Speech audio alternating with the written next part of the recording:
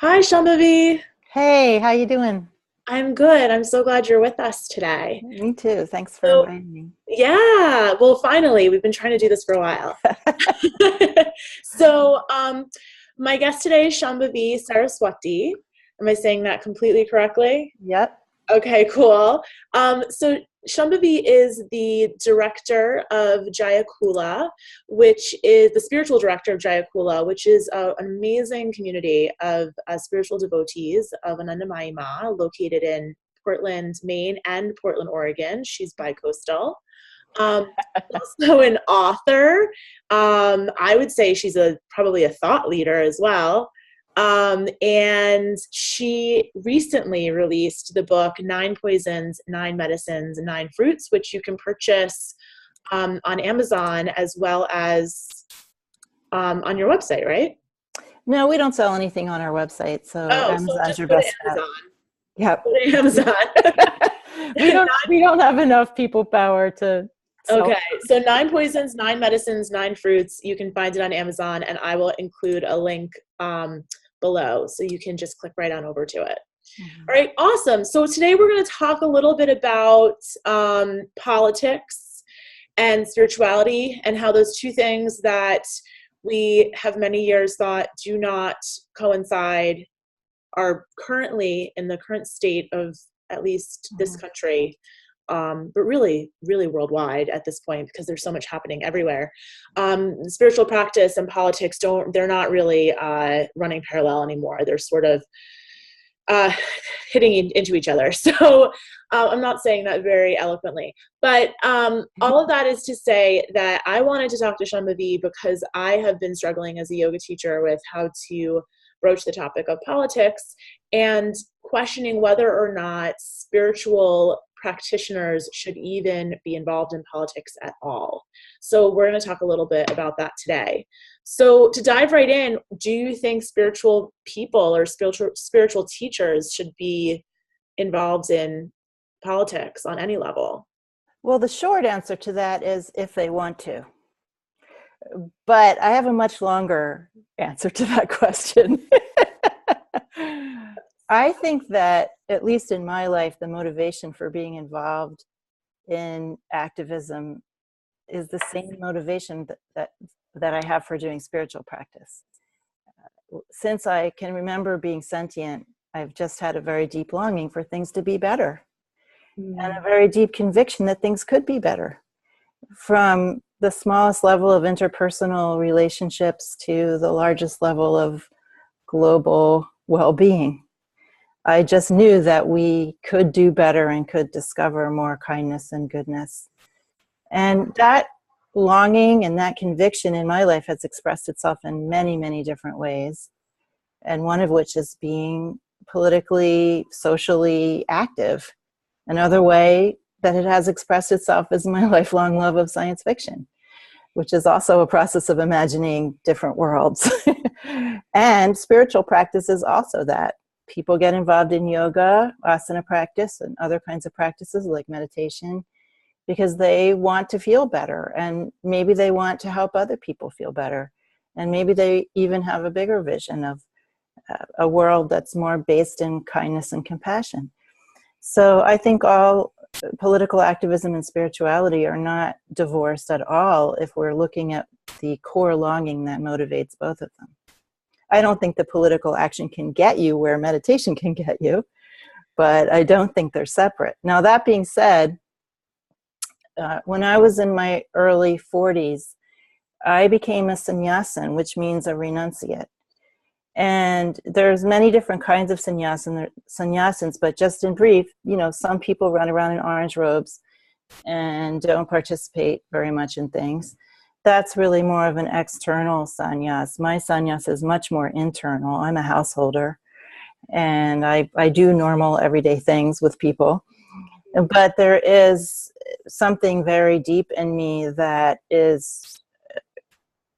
wants to recognize within myself the capacity for a kind of love and kindness and compassion that doesn't have any conditions whatsoever. In other words, it's not dependent on some particular person showing up. So that to me is really what sannyas is about in a nutshell. And my guru, Ananda Mayama, said in a satsang, and I read it in a transcription of one of her satsangs, that sannyasins or sannyasinis, which is the female version, should not vote and should not be involved in politics. So this was about 10 years ago that I read that. And even though I felt sad about giving up that activity that had been so important to me, I'd been an activist since I was in my mid-teens. And before I got very involved in spiritual practice and then sort of became a full-time spiritual teacher, I was working full-time for women's rights and gay, LGBTQT, whatever rights. I mean, my whole life I was doing that, working for nonprofit organizations, raising money, doing communications, also for housing and homelessness and all different kinds of issues. So this really had been a major part of my life. And when I read that, I just gave it all up. I stopped voting, and I politically active, and I stopped participating in political discussions online and all of that. So that happened. And then when the last presidential primaries came around, I was in a very different condition. I mean, I'd done 10 more years of daily sadhana. I wasn't in the same condition I had been in when I had stopped. And by the time I started again, I did not have any longer the sense of anger or urgency about doing that kind of work. I no longer felt that there was really anything wrong.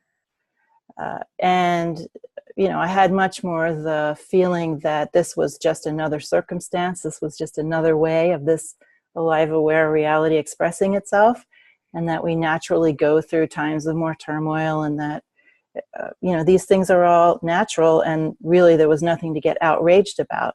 At the same time, one still feels natural compassion even more. Being a little bit more awake is not a state of numb out or blandness or I don't care-ness.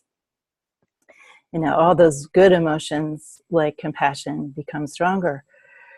But from the last presidential primary, I realized I just wanted to play. I was tired of being on the sidelines, not playing with people. So I started to get more engaged, but in a much more playful way. And that's how it's been since then, right? Mm-hmm. So that's sort of the background. Yeah. And this morning I woke up, and I'm 61 now. And as I was saying to you before we started, mm-hmm. most of my students are in their 20s and 30s.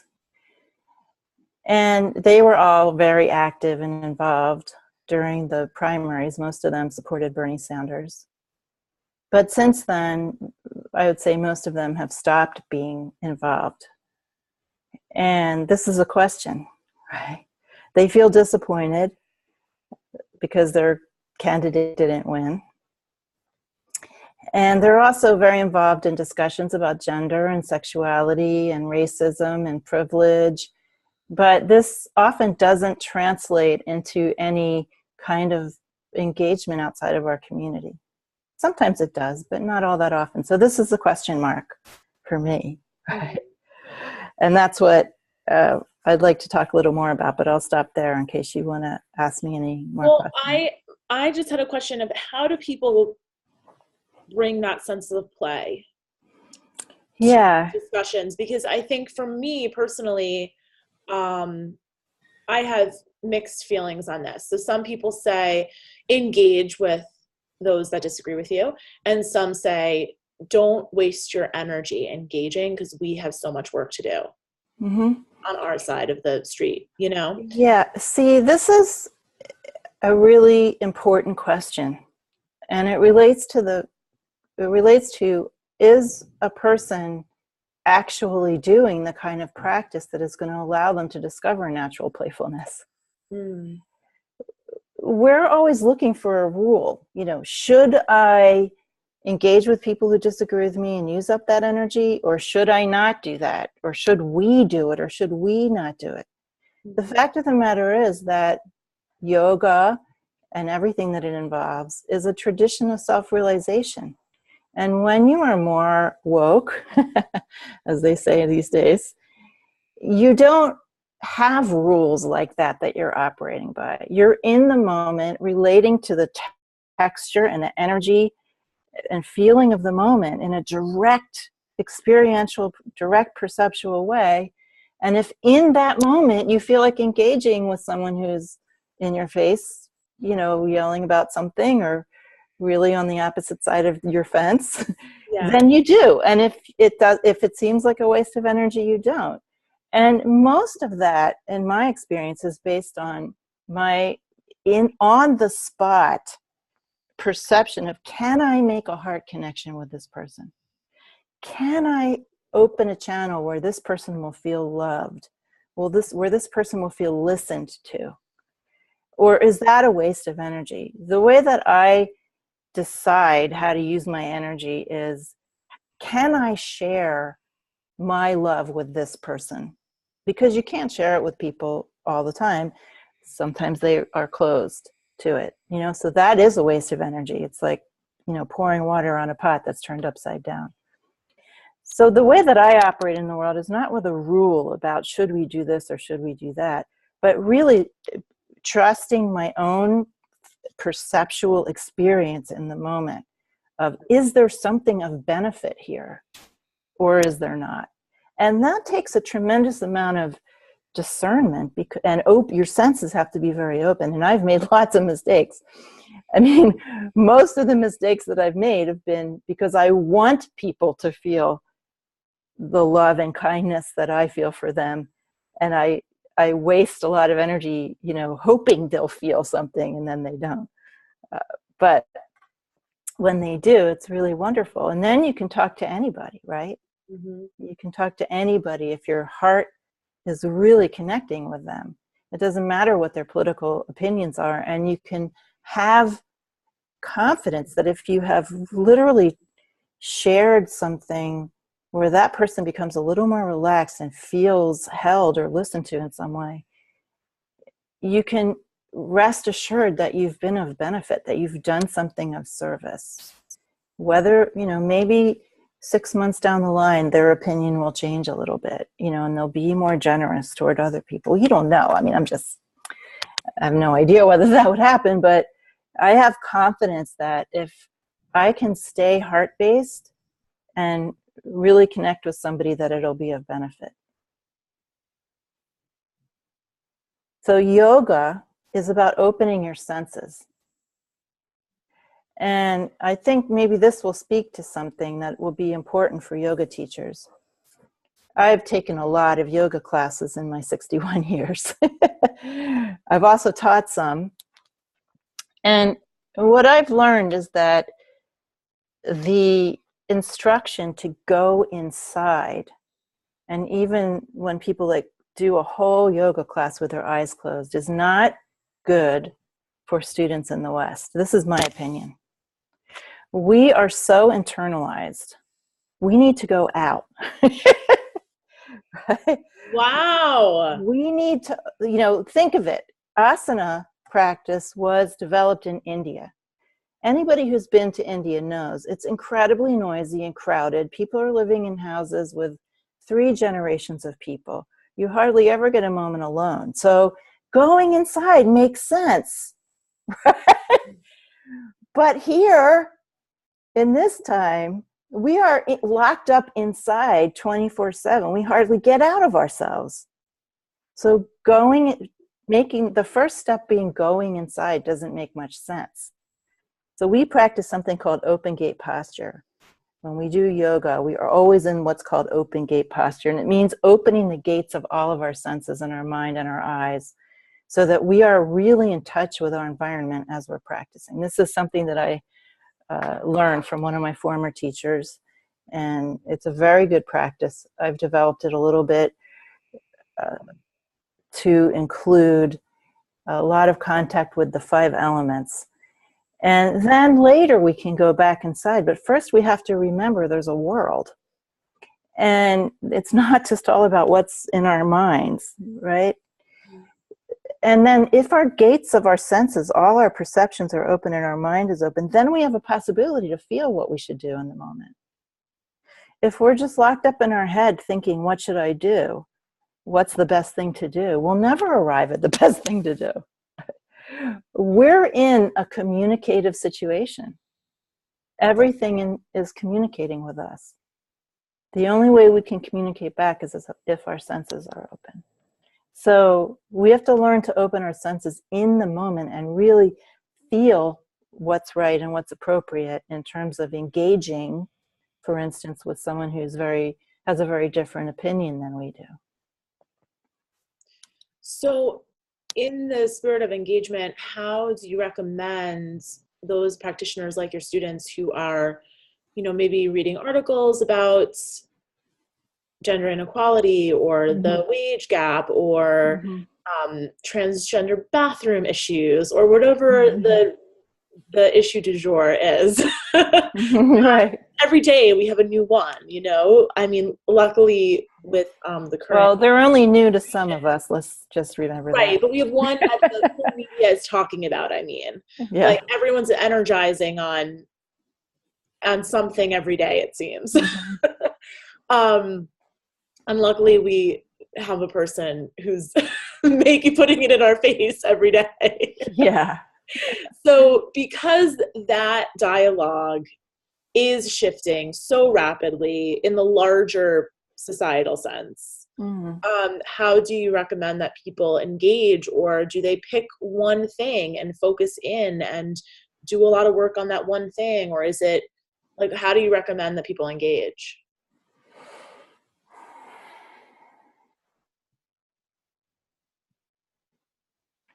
Well, again, I know this answer maybe is disappointing, but engage with your heart. Do what your heart tells you to do. Look outward. Let yourself feel grief and compassion. Let yourself feel grief about what's happening to the environment. Let yourself feel compassion for people who are going to be and already are severely affected by the changes that are happening in our so-called democracy. Really let yourself feel things, and then that will lead you. Anger is really not the best way to lead because it won't lead you to do skillful action particularly. Only compassion and really feeling your own heart's longing will lead you to have skillful action. But I want to say how not to engage. I think that's really more useful. And I said, before we started recording that I wanted to talk about the Bhagavad Gita. It's so relevant to our time. Actually, our community, we're reading the whole Mahabharata together. Oh, wow. Bhagavad Gita is part of that. So in the Mahabharata in general, Lord Krishna is orchestrating a change in yugas. So the yugas are these giant stretches of eons and each yuga is characterized by more or less ability of human beings to be in contact with the divine. So when the Mahabharata starts, it's in the very end of the Dwapara Yuga, and we're heading into the Kali Yuga, which means the age of darkness, of least ability to contact the divine. So in the Dwapara Yuga, humans and gods just kind of walk around together and, have a drink and eat dinner together and stuff. It's a lot easier to get in touch with a god. But anyway, Krishna is kind of orchestrating. He has the job of orchestrating this whole change of yugas. And he's orchestrating a great war that is going to happen between the Kauravas and the Pandavas. Kauravas being representations of ignorance and the Pandavas of wisdom. And he is really a trickster. He kind of exemplifies playfulness in the face of these extraordinary and sometimes very violent events that are happening in the Mahabharata. He always has sort of a wry, behind-the-scenes smile going on. And even he's often described as mockingly smiling at people. And he, when people don't listen to his instructions, he just kind of goes, oh, well. And he's always sort of manipulating things to move people into the right places, like chess pieces. But you really get the feeling that not a whole lot is at stake for him. He's just playing in the field of duality. When we get to the Bhagavad Gita, there's a famous conversation between Krishna and Arjuna. Arjuna is the primo archer on the Pandava side. And the two armies are facing each other, and Krishna, who is now serving as Arjuna's charioteer, they're in the middle in this open space between these two armies about to wage war. And Arjuna gets cold feet. And he starts a long rant about how if he fights, the whole world will go to hell in a handbasket, and civilization and culture as we know it will end. And it's really just like this big crybaby rant that he's going through. And Krishna's kind of not taking him very seriously, but he's letting him do it. And basically Arjuna says, I refuse to fight. I refuse. So eventually Krishna says, you have to fight. It's your dharma. And what he's really fighting is ignorance. If we look at where we are today, you could say that we're in the same situation. We're kind of at the end of something and the beginning of something else. And I see this new generation, the so-called millennial generations, as really having a different bhav, a different feeling tone, a different orientation, a different way of relating, a more of a sense of collaborative living, collaborative life than previous generations. And I see that as extremely hopeful. And yet at the same time, we have this like horrible ignorance happening.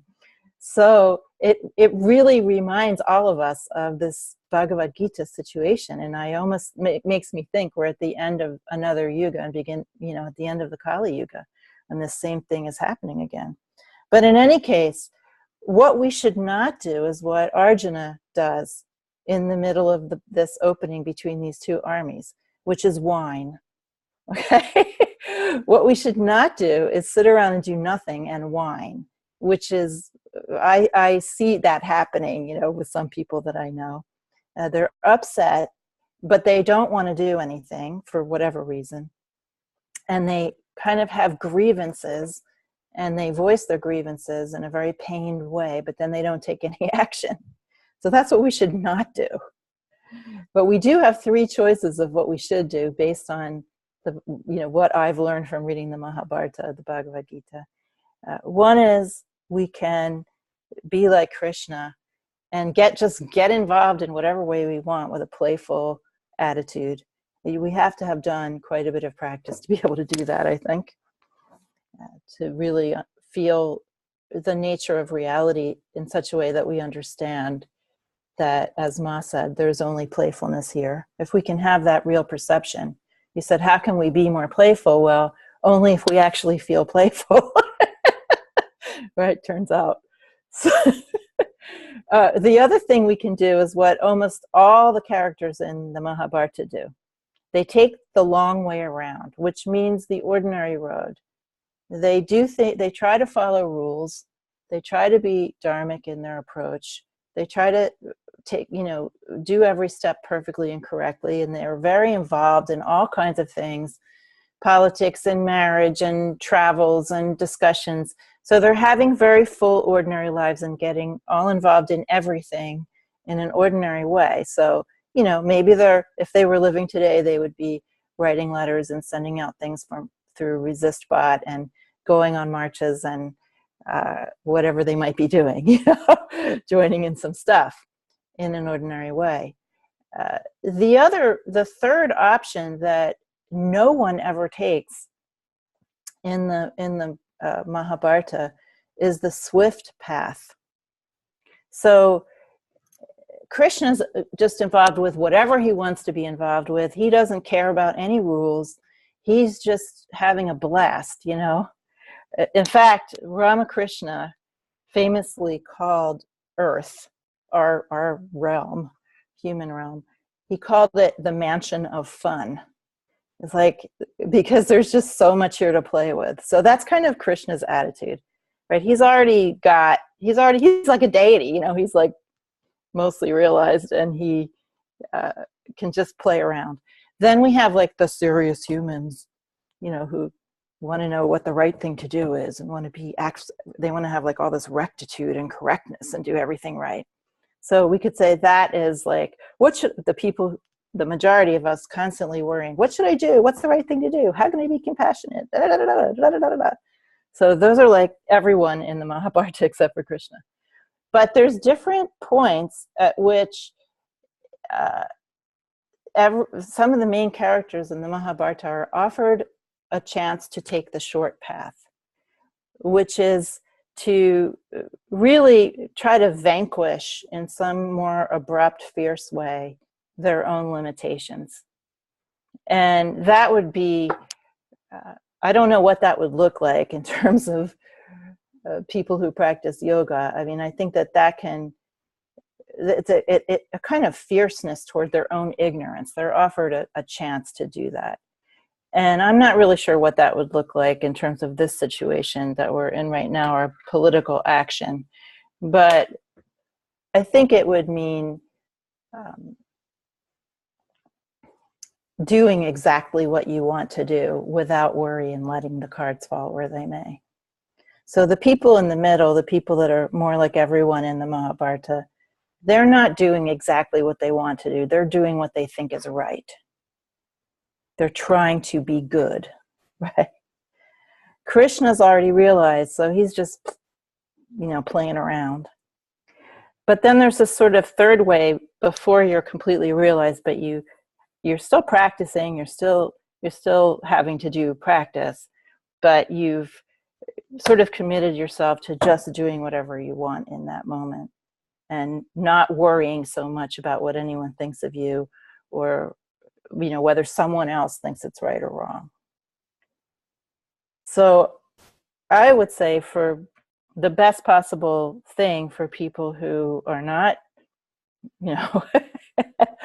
highly realized, is to do what you want, which is kind of how I started this, right? Like, don't worry so much about whether it's the perfect thing to do. Do what you want. Give yourself the freedom to do what you were actually moved to do. Right? And this is really powerful. It's really powerful, especially for women. We're often not doing what we're moved to do because we're worrying about how it will look, or what kind of backlash we're going to get. So especially for women, just doing exactly what you want to do without justifying it, I think, is very powerful in this moment. And the Mahabharata really teaches us about all of that. So where does someone find that space between 2 and 3? They're not really ready for 3. Right, exactly. Right. So, there's a whole set of practices in lots of different spiritual traditions, especially from Tibet and India and China and Japan, that function via precepts or vows of some sort. So precepts and vows really are that middle way. And you can do an exercise, which I sometimes encourage my students to do, which is to kind of define what integrity is for you. When I was first doing organizing in New York City, when I used to live in New York City back in when was that? The late 70s and 80s. I was working with people, I was doing tenant organizing, and I was working with people, who came from way different backgrounds than I did, and mostly people of color. And, I was queer, I was at least nominally Jewish, I was white, and I got called a lot of names, and stuff happened, right? But I wanted to just keep doing my work. So I kind of came up with this very short list of what defined my own integrity to me and what I could kind of stick to no matter what. One of them that I remember was only promise what I can actually do and do what I promise. I mean, that was kind of like my rock. And so no matter what happened, no matter what anyone thought of me, I don't remember what they were, but like 2 or 3 little points of integrity that I just stuck to, like white on rice, as they say. And I actually wrote up recently what my own commitments are now, my personal commitments to integrity. I think they're on the website, jayakula.org somewhere. And I encourage my students to write up a list of what their commitments to their own integrity are also. So that's an exercise I think anyone can do to discover, like, make up your own dharma. Look inside. What would make you feel like you are remaining true to yourself? What, like, concrete things that you can do? Like, don't promise more than you can deliver, and deliver what you promise. That's very concrete. That isn't airy-fairy or, mystical or anything. Not at all. Not at all. Yeah. So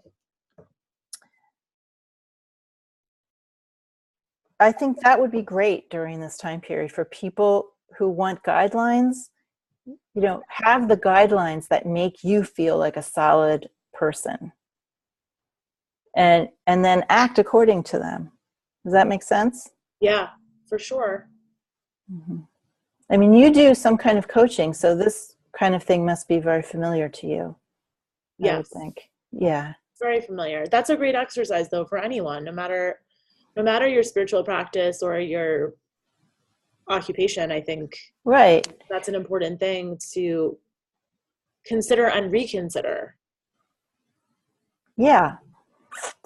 And throughout the countries that I mentioned, in different, especially monastic traditions, there are vows and precepts.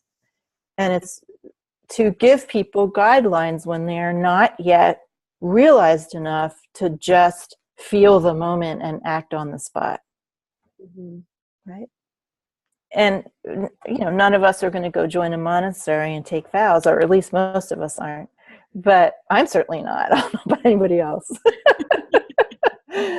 But we do have in our heart of hearts those precepts already built in that make us remain in contact with our own sense of innate goodness.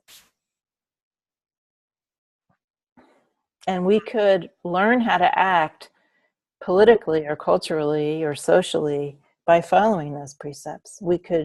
Those could inform to what extent we're engaged in the world.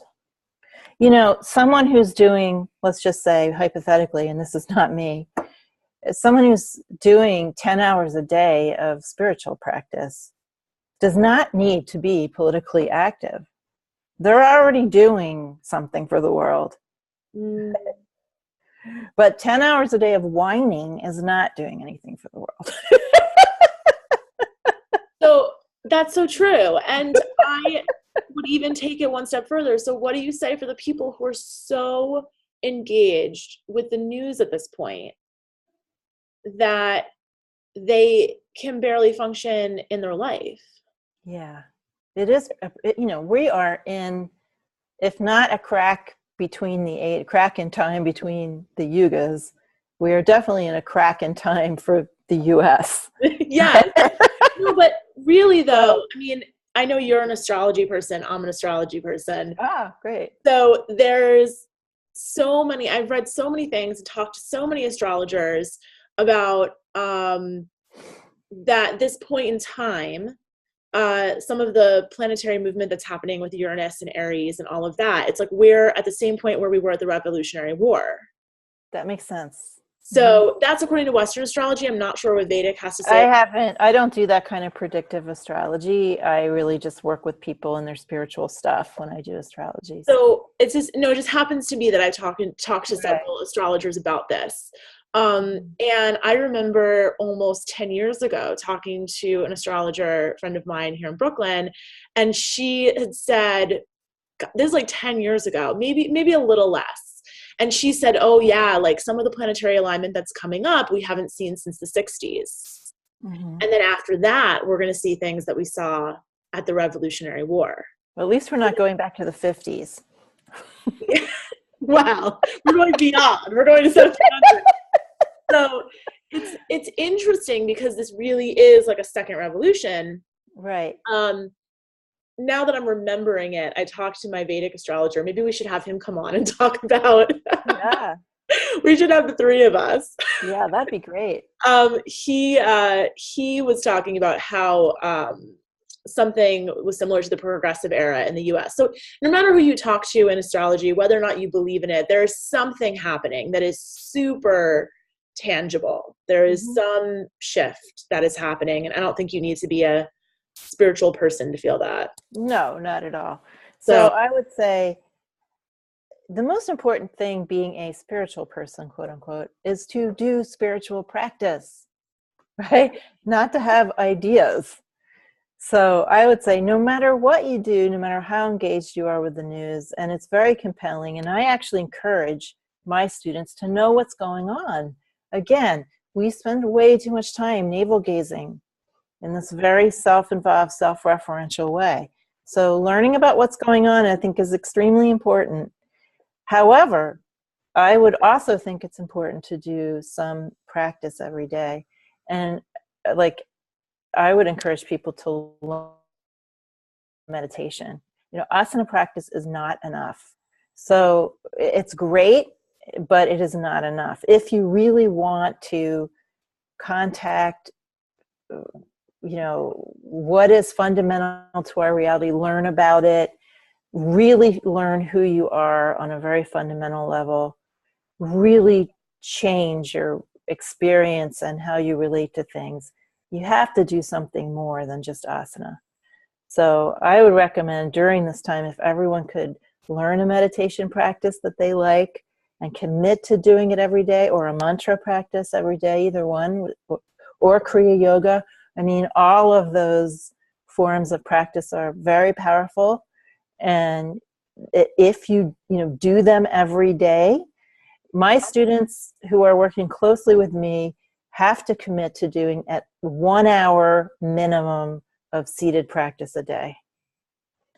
So if anyone can do that, then, go read the newspaper the whole rest of the day.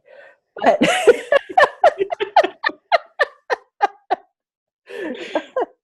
but if you wake up at a reasonable time and do some seated practice, in a lot of the Buddhist traditions, they say 45 minutes of meditation a day.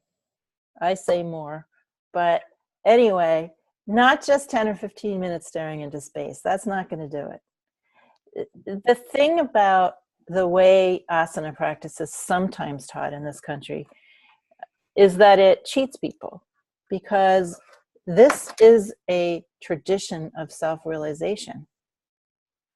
And the kinds of transformation that the traditions as a whole can affect on a human life are so profound, more profound than you can ever imagine before you begin. So, my motivation as a teacher is just, I want people to experience what I have and more. I would love it if they would experience more. So I just say, don't cheat yourself. Like, start some kind of more concerted practice, do your asana, but also learn to do some meditation or mantra or Kriya Yoga if you're not already doing that. And do it every day in the morning for a good solid period of time. Reluctance to say an hour. I know, because I don't.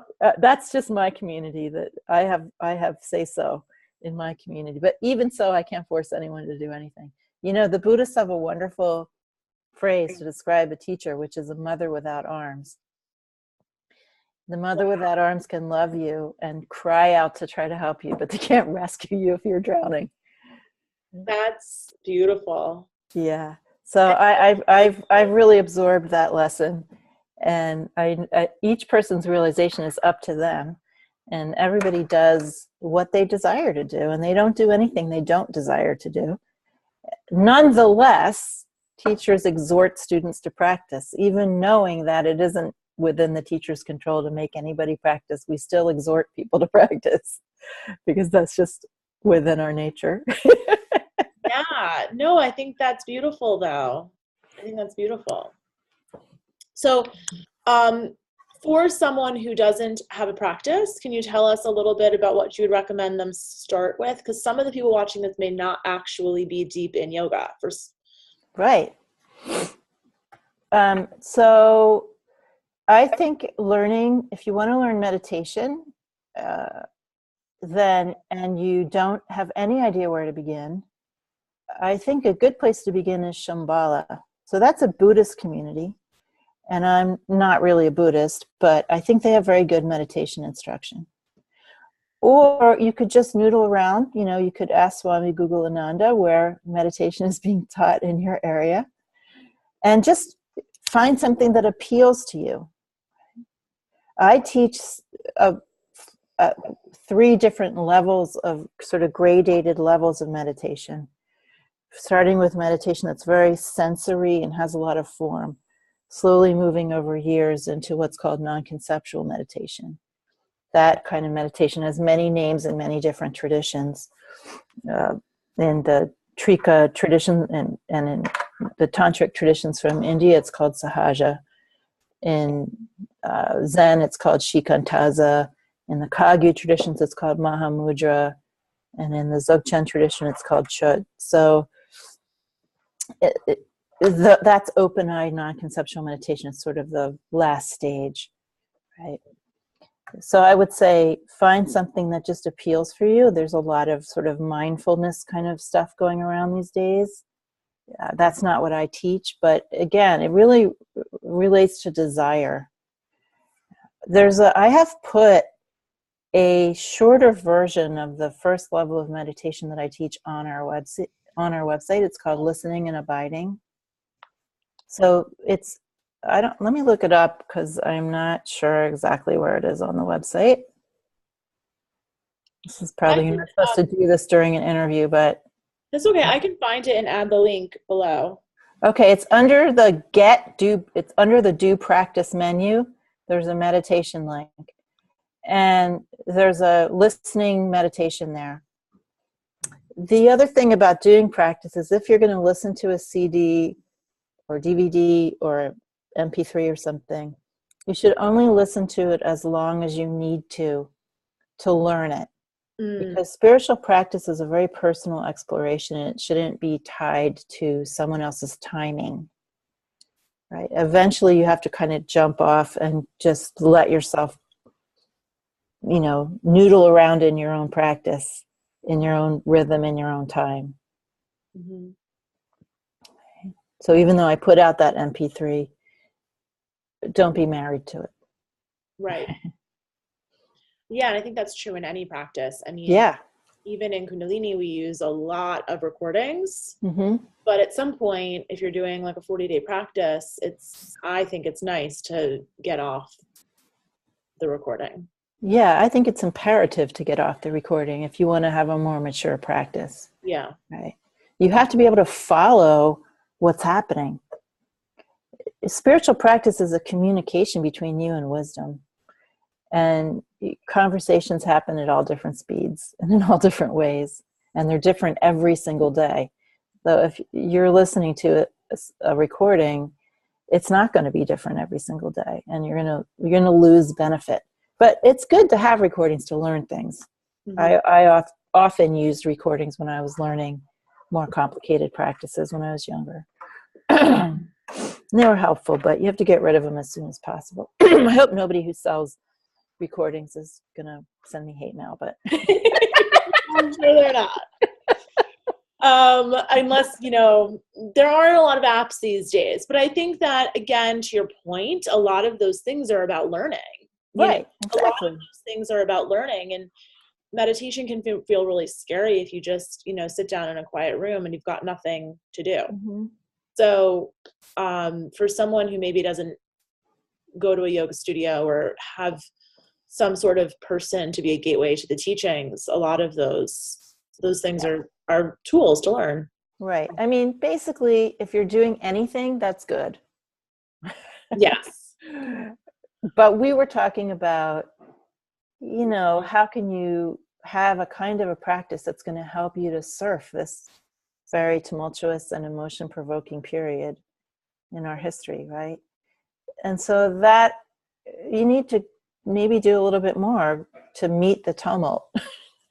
Right? It's easy to get thrown off balance these days. It's easy to get swamped in sadness. Right? I didn't realize, I'm not like so attached to the whole concept of the United States, but after Trump got elected, I kind of realized, wow, I am super attached to living in a democracy. As poor as our democracy was before he got elected, I discovered a layer of attachment there that I didn't know was there. And there was some difficult emotions, right? Yeah, it is a very difficult emotion. I think even that in and of itself is, think you hit the nail on the head. Like that day after the election, that intense sadness was so much more. And people that voted for the man do not understand that. They don't understand that emotion, and they don't understand that deep grief. I don't know about that. I mean, they may not. They don't understand they don't understand why we feel that way at this time. Why we? Not that they right. don't understand those emotions. That's not what I'm saying. Mm-hmm. Well, I mean, I think that a lot of people probably voted for him out of grief, because of long-term disenfranchisement. And, yes, for sure. That's true. Because nobody who was feeling the largesse and abundance of life would ever vote for him. That's so true.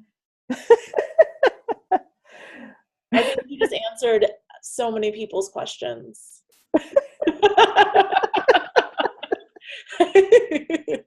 That's really a gem. Well, when we are in contact with, through our direct senses, when we are in contact with the abundance, the effulgence, and the wisdom of life, and the built-in compassion of life, we don't side with cruelty and meanness and self-absorption. We just naturally don't. Mm-hmm. So this is, the tradition that I teach in, or both of the traditions I teach in, are what are called direct realization traditions, where the idea is we're talking about your own nature and the nature of reality, the same thing. And because it is your own nature, you can perceive it and contact it directly using your senses and your mind. So this opening of the senses and opening of the mind to contact and become in more conscious communication and immersion in living awareness is what it is all about. And when you do that, this is I love talking about this. When I was a young tantric pup, my teacher always used to talk about God in these kinds of clinical terms, like omnipotent and omniscient and blah, blah, blah. And, that's very unmoving. I really didn't care about whether God was omnipotent or not, or, Lord Shiva, I mean, so what? But, when I really had done a lot of practice and was becoming more able to be immersed in the livingness of everything, I realized what it actually God is, aka reality. When I say God, I just mean reality. God is compassion. God is wisdom. God is creativity. God is vitality. God is curiosity. All what I call wisdom virtues that are just built into every particle of our reality everywhere. And that's why it's so moving. That's why we feel devotion for this. Not because it's omnipotent or omniscient, right? So when we discover that through our own senses, when we have access to that, then we only want to share it with everyone, and we don't want anyone to be gypped, right? We don't want cruelty. We don't want meanness or smallness to be governing people's lives.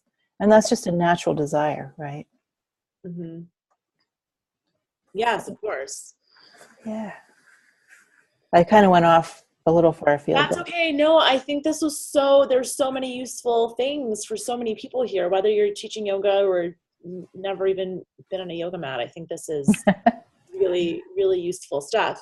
Is there any last words of wisdom that you want to share with whoever is watching?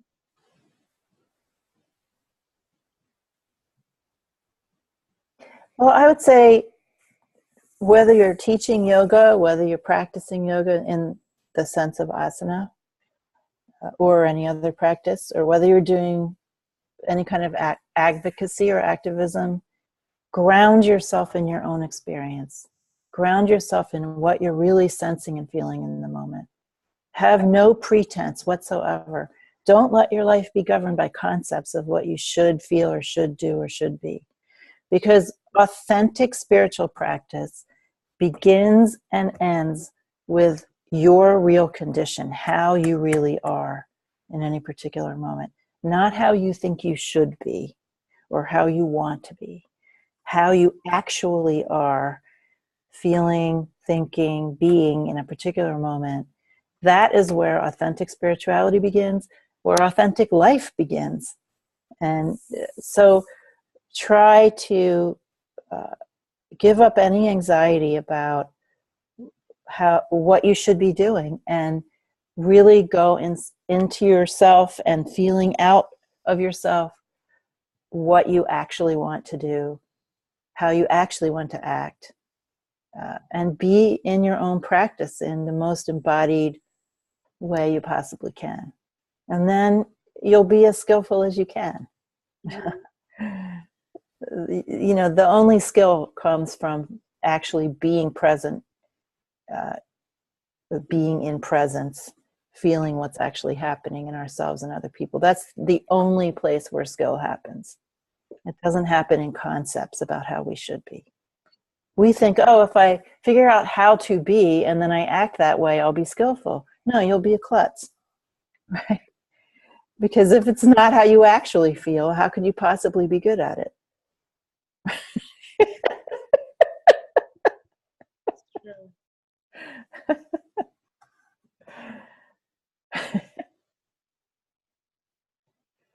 You can only be good at being you.